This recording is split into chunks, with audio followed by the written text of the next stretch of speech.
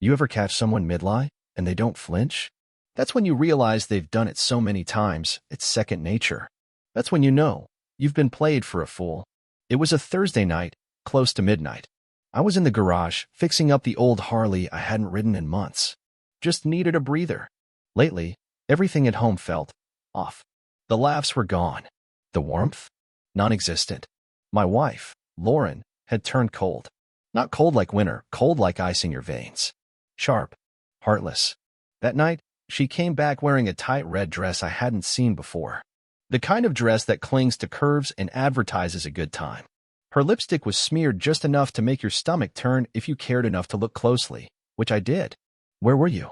I asked, pretending to tighten a bolt I'd already secured twice. She kicked off her heels like a scene from a movie and tossed her purse on the counter. With Madison. Girls' night. Why? I stood up slow, wiping grease from my hands. You weren't with Madison. She froze. Just for a second. A flicker. Then she smiled. That fake smile that says, I'm about to feed you another lie, dummy, and you'll swallow it like always. I literally just FaceTimed her, I continued. She's in Vermont. Ski trip with her boyfriend. Silence. She walked past me like I hadn't said a word. Like I didn't matter. And that was the first moment I felt it. Not just betrayal. Erasure. Like I'd become invisible in my own house. I followed her to the bedroom, heart thudding like a war drum.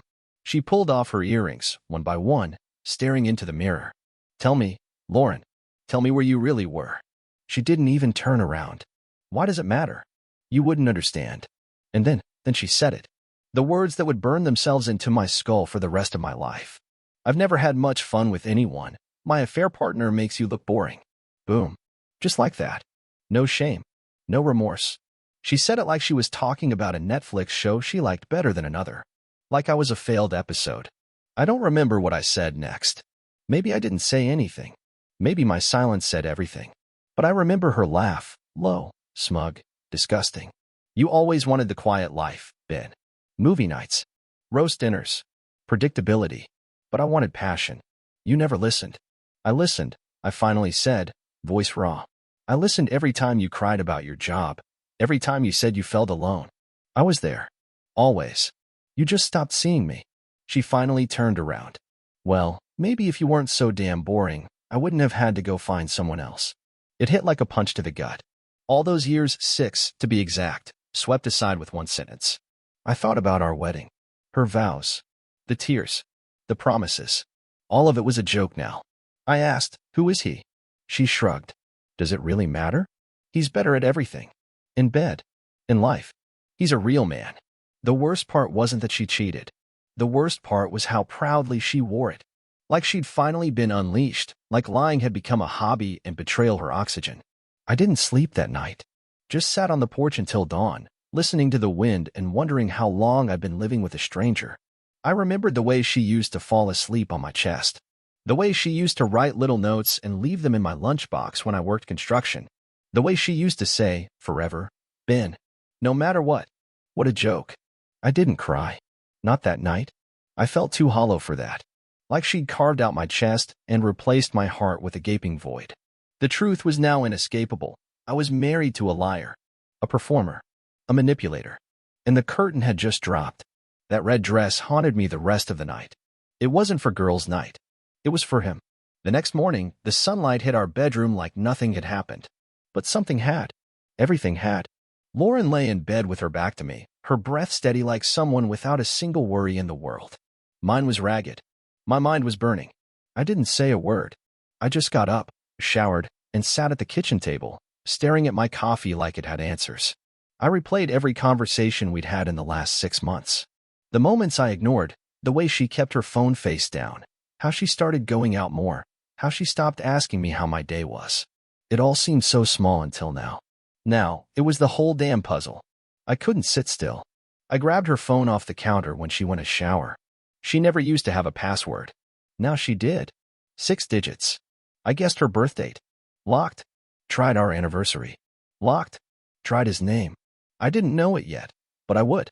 She walked in wearing only a towel. Are you seriously going through my phone? I looked her dead in the eye. After last night? Yeah, I am. She snatched it from my hands like it was a loaded gun. You're insane. No, I'm awake now, I said. She walked off without another word, like I wasn't worth explaining anything to. I knew then she wasn't just unfaithful. She was gone. Checked out. Whatever we had, it wasn't a marriage anymore. It was a performance I hadn't realized ended months ago. I left the house and drove with no direction. Just needed air. Ended up parked outside a strip mall, staring at nothing. My mind kept echoing that sentence she said the night before. That comparison. That casual brutality. I've never had much fun with anyone. My affair partner makes my husband look boring. She said it twice. Twice. Like she wanted to hurt me. Like she enjoyed it. I called Madison. The real Madison. Not the ghost Lauren used as an alibi. Hey Ben. Long time no see. How are you and Lauren? She asked, cheerful and clueless. I went silent. Ben. Were you with Lauren last night? Pause. What? She said you two had a girls' night. Madison laughed, nervous. Ben. I'm in Aspen. I haven't seen Lauren in weeks. That was it. The final nail. The lie confirmed. I wasn't paranoid. I wasn't imagining things. My wife was screwing someone else and dragging my name through the dirt like it meant nothing. I thanked Madison, hung up, and started making calls. First, our phone carrier. Got our call logs. Then I called our neighbor, Mark. He was the type that always noticed everything. You ever see someone coming over when I'm not home? I asked, trying to sound casual. He hesitated. Ben, you really want to know? Tell me. I've seen a black Dodge Charger parked in your driveway a few times around noon. Some dude with sleeves. Always in and out quick. I didn't think anything of it. Now I knew. I waited 3 days. 3 miserable, gut-wrenching days. Pretending. Acting.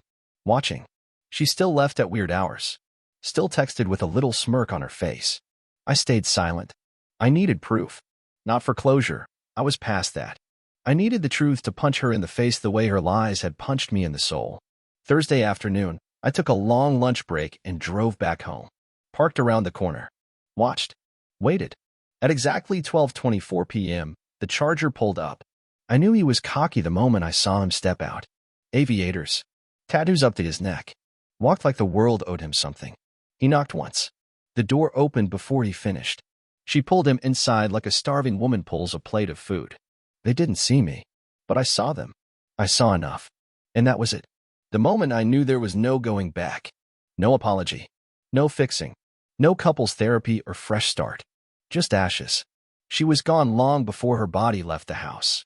Long before her hand gripped his arm and dragged him through the hallway we painted together 3 summers ago. I didn't cry. Still, I didn't scream. I just watched until the front door closed. Then I drove off and began making plans. Quietly. Precisely. Like a man who just lost everything and wasn't planning to lose anything else. Everything she built with me was about to come crashing down. She thought she was smart. But she forgot one thing. I pay attention. I started recording everything. I installed a hidden camera in the living room. Another in the hallway. One more in the bedroom, disguised as a smoke detector. She never noticed.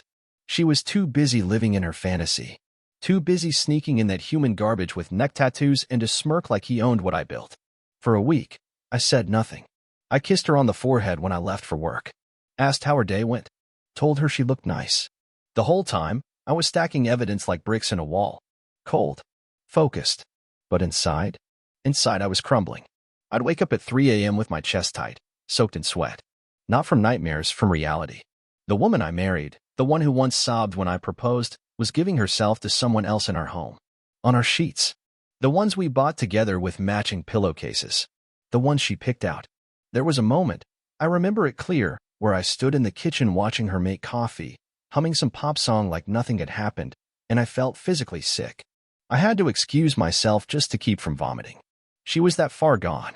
That night, I watched the latest recording. She brought him over again. They didn't even pretend to be discreet. He smacked her ass right there in the hallway, and she laughed like a damn teenager. Like the girl who used to be mine never existed. Then she said it again. That line. That vile, soul-ripping line. I've never had much fun with anyone. My affair partner makes my husband look boring. He laughed. That's stiff. She nodded, wrapping herself around him. He's like a damn houseplant. Always there. But who cares? That's when I lost it. I slammed the laptop shut so hard it cracked the edge. My hands were shaking. I looked at my reflection in the dark window. I didn't recognize the man staring back. Hollow eyes. rage behind them. But more than that, humiliation. The kind that digs into your spine and won't let go. The next morning, I filed the paperwork. Divorce.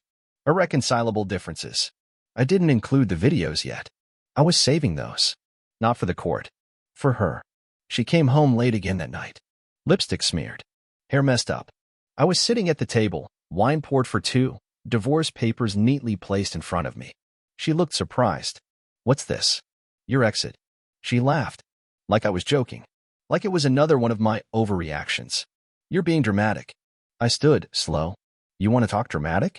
Let's talk about the man you've been sneaking into our house like a damn stray dog. Let's talk about the videos. The audio. You think you've been careful, Lauren? Her face turned pale. You recorded me? I recorded what you made this marriage into. She took a step back. That's illegal. What you've been doing is immoral. She opened her mouth to speak, but I didn't let her. You lied to my face. You insulted me behind my back. And now you're going to walk away from this with nothing but your trashy memories and your boy toy's backseat sweat. She started to speak again, but her phone buzzed. I grabbed it before she could. Read the message out loud. You free again tomorrow? Your man must be the dumbest guy alive. She lunged for the phone. I held it up. He's not wrong. I was dumb, but not anymore. Tears started welling in her eyes. Crocodile ones. Too little, too damn late. You don't understand it. No, Lauren. I finally do. She tried to apologize. Tried to spin it. Said she was confused. Said she missed passion, excitement, the thrill. Said I had changed. And maybe I had. Maybe I'd become boring. Reliable. Steady. But I was never disloyal. I never disrespected her. Never made her feel small or unloved. And what did I get in return? A wife who faked smiles, snuck out at noon, and bragged about how another man made her feel more alive. I slid the papers across the table. Signed them. She looked down, hands trembling. You'll regret this. I laughed. I already regret not doing it sooner. She didn't sign them that night. Of course not. That would have been too easy. Instead, she stormed out, no jacket, just rage and pride wrapped around her like armor. Slammed the door so hard a photo frame fell off the wall and shattered. Fitting, really. A perfect symbol of us. I stood there staring at that broken glass for a long time. Not because I was sad. Not anymore. I was something else, free. Angry. Yeah.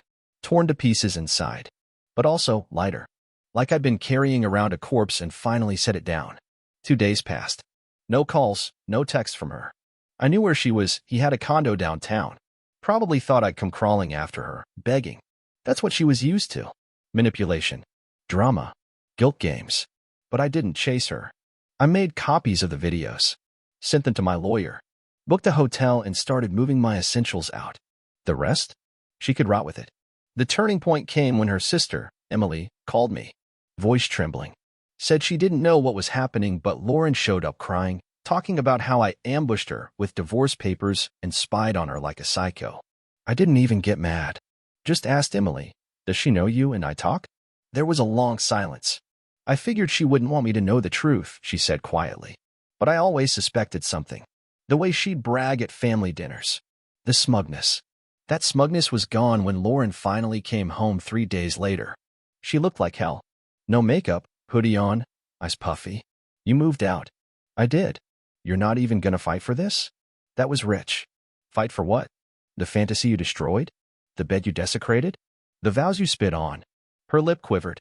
She was trying to cry, but it looked rehearsed. Like someone auditioning for sympathy. I made a mistake. I laughed. It was bitter, raw. You didn't trip and fall into another man's bed, Lauren. You climbed in. Repeatedly. Bragged about it. Compared me like I was some background character in your cheap little soap opera. Silence. I wasn't thinking. No. You were thinking just fine. You were thinking about yourself. Every damn step of the way. Then she changed tactics.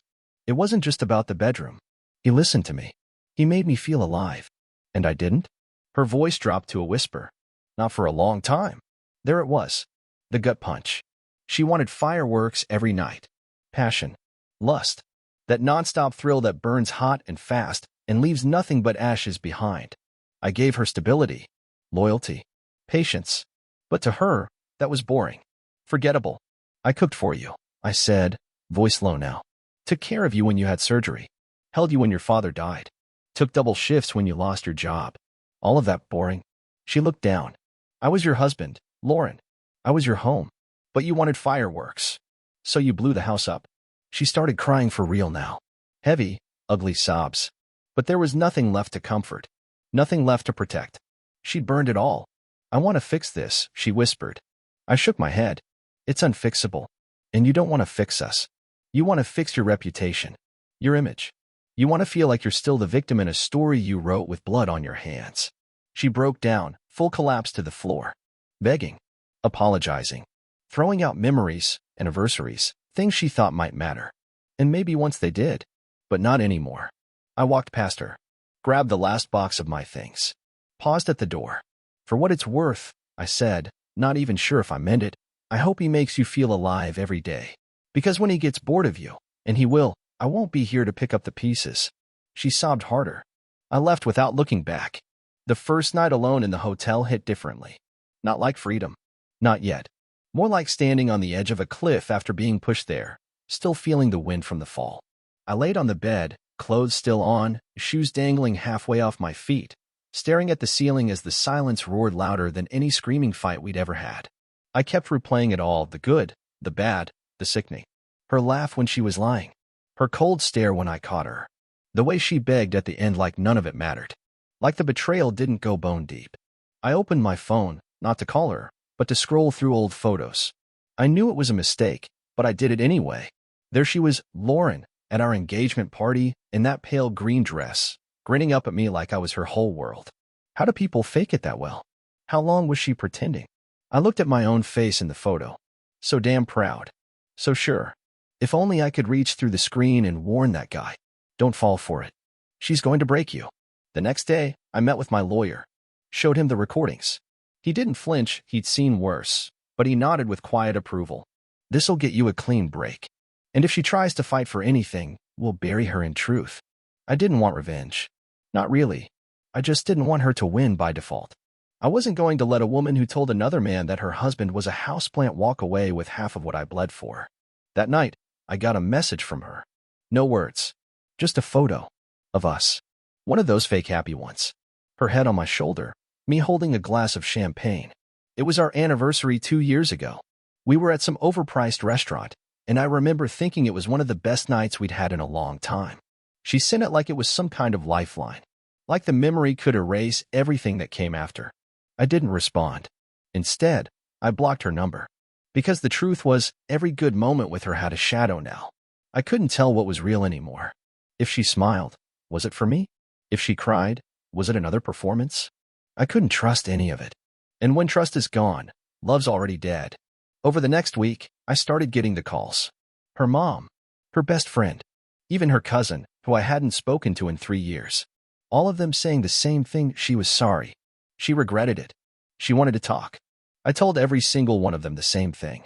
She didn't just break my heart. She shattered my dignity. She doesn't get to rewrite the ending now. Some understood. Some tried to play peacemaker. One even said, you know, a lot of couples come back from stuff like this. I hung up. Because that's the kind of person Lauren was. She didn't care until it all blew up. She didn't care when she lied. When she bragged about how boring I was. When she invited that man into our bed. She cared when it cost her. One night, around midnight, I got an email from her. The subject line was just, please. Against my better judgment, I opened it. It was a letter. Long, emotional. Dramatic. She talked about how she never meant for it to go that far. How it started when she felt disconnected. How the other guy made her feel noticed again. How she got addicted to that feeling. How she didn't know how to stop once she started. And then she wrote something that twisted the knife. I just wanted to feel wanted. And he made me feel that. You used to. I didn't reply. I read it again, and each time it became clearer. She wasn't sorry for what she did. She was sorry she got caught. Sorry that I turned out to be the man she underestimated. Because I wasn't weak. I walked away. And I wasn't going back. By the end of that second week, the weight started to shift. Not vanish, just move, like grief settling into a scar instead of an open wound. I changed my number. Closed our joint bank accounts. Told my job I needed a few days off. Then I got in my truck and drove out to my brother's cabin, deep in the woods, where the air didn't taste like betrayal.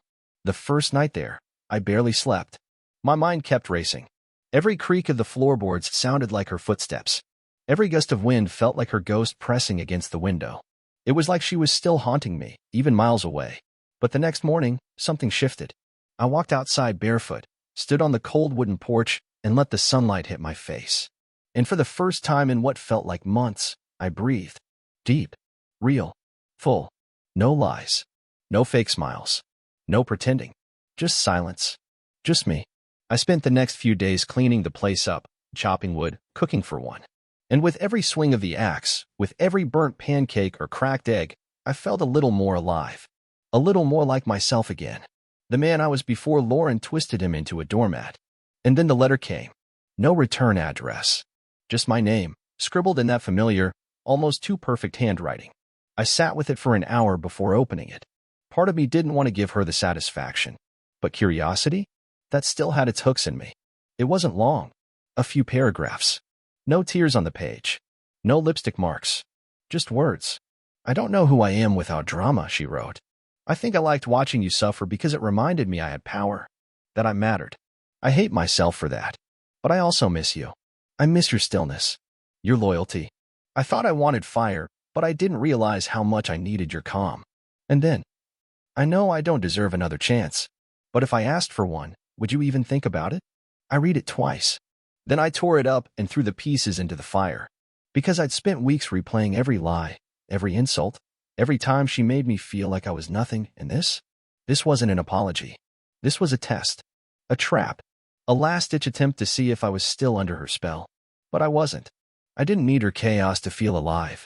I didn't need to be insulted to feel seen. What I needed was peace. The next day, I made it official. I signed the divorce papers. Sent them through my lawyer with all the attachments, footage, text logs, call records. Everything she thought she was smart enough to hide. She'd left me no dignity. I built my own from scratch. About a week later, I heard from her friend, Jenna. She said Lauren had moved out of the city. The affair? Over. The guy ghosted her as soon as he realized she wasn't some fun side piece anymore. She was baggage now. A woman with a crater where her marriage used to be. She's not doing great, Jenna said. Neither was I replied, but no one called to check on me. Silence on the line. Then she said, you didn't deserve it. I know. And I meant it. Because for the first time in a long time, I wasn't just saying the words. I believed them. I wasn't the boring husband. I was the steady one. The faithful one. The man who stood when she stumbled. Who stayed when she wavered. She didn't want that kind of man. But one day, someone else will. And this time, I won't settle for someone who needs to lose me to realize what I'm worth. 2 months after I left, the house finally sold. She didn't fight me for it. She knew better. After the evidence came in, her lawyer barely tried to argue. My name was on everything. The mortgage. The car. The business. She walked away with next to nothing, and even that was more than she deserved. She didn't show up to the final court date. Just a signature on the dotted line and a note passed through her attorney that said, tell Ben I hope he finds what I couldn't give him. That line stuck with me longer than I thought it would. Because the truth was, she could have given it. She just didn't want to. She chose thrill over loyalty. Chaos over peace. And when it all turned to ash, she still tried to play the tragic figure. But I wasn't buying it anymore. Not long after the court stuff ended, I found a new apartment. Small, clean, nothing fancy. Just mine. I painted the walls. Got a new couch. Started sleeping better. Started eating again without a knot in my stomach. Then something happened that I wasn't ready for. I ran into her. It was at a grocery store, of all places. I was grabbing some coffee beans, and there she was, Lauren, standing by the fruit aisle, looking lost. She didn't see me at first, but I saw her. No makeup. No smile. No spark. Just a hollowed-out version of the woman who used to light up a room. She looked around like she didn't belong anywhere. And in that moment, I didn't feel hate. I didn't even feel anger. I felt nothing. And that's when I knew I was free. But she did see me eventually. Her eyes locked onto mine. She didn't look away. She walked over slow, like each step was uncertain. Hey, she said, voice soft. I nodded. Lauren. She looked at the ring finger on my hand. Bare now. Her lips tightened. You look good. I didn't return the compliment. Glad to hear you're doing well, she said, but it sounded forced. Plastic. Like a rehearsed line. I am. She hesitated, then asked, are you seeing anyone? I looked at her, really looked at her, and I realized it didn't matter if I was or wasn't. The chapter was closed. She could have been the whole damn book, but she tore out the ending and set it on fire. I'm seeing peace, I said. She smiled, but it didn't reach her eyes. I miss it. The peace. I nodded. Then maybe don't destroy it next time. That hit her. She flinched. Not dramatically. Just enough for me to see the sting. We didn't say goodbye. We just walked away in opposite directions, like strangers. And that's all we were now, strangers with shared memories. And I was fine with that. Back in my apartment that night, I poured a glass of bourbon, sat on the balcony, and let the city noise hum beneath me. I thought about everything I'd lost, everything I'd survived, everything I'd rebuilt. I wasn't the same man who begged for answers, who stared at his ceiling wondering where he went wrong. I was sharper now, stronger, and I owed that not to her betrayal, but to my own decision to rise after it. So here's what I'd say to anyone who finds themselves in my shoes. If they lie, if they cheat, if they make you feel like less, walk away. Even if it breaks you. Even if it feels like you're leaving a part of yourself behind. Because the part of you they destroyed wasn't the real you. The real you is the one who gets back up and builds something better. A year later, I barely remembered the sound of her voice. Funny how something once so familiar can fade into nothing. I don't flinch when I hear her name. I don't check her social media. I don't wonder what could have been. That chapter didn't just close, it burned, and I walked out of the ashes brand new. I found someone else. Not right away. Not out of loneliness. She didn't come to fill a void. She just met me where I was, whole. Her name's Claire. She doesn't play games. Doesn't need fireworks to feel alive. She values the quiet moments, early morning coffee, soft conversations, real connection. And damn, I didn't know how much I needed that until I had it. One night, we were sitting on the couch, her head on my chest, rain tapping against the window, and she looked up at me and said, "You seem like someone who's been through a lot." I smiled. Yeah, but I came out the other side. That's the thing no one tells you. Surviving betrayal doesn't make you weaker. It makes you more honest, more aware. You stop chasing approval. You stop tolerating disrespect. You start choosing peace like your life depends on it, because it does. And Lauren? She was a lesson. A brutal, painful, unforgettable lesson. She taught me what love is not, what loyalty isn't, what fake smiles hide. And for that, in a twisted way, I'm grateful. Because without her lies, I might never have learned the truth about myself. That I'm not boring. I'm steady. I'm not forgettable. I'm rare. And the next time someone tells me I'm not enough, I won't argue. I'll just walk. Because I don't need to prove my worth to someone who's blind to it. So if you're reading this and you're where I was, broken, betrayed, staring at your ceiling asking, why me? Here's your answer. Because life is ripping off the mask of someone who never deserved you. Because you needed to lose what you thought was love to find what actually is. And because the best thing they ever did for you was leave you, or give you a reason to leave them. Now pour yourself a drink, brother. You survived hell, and you came out the fire untouchable.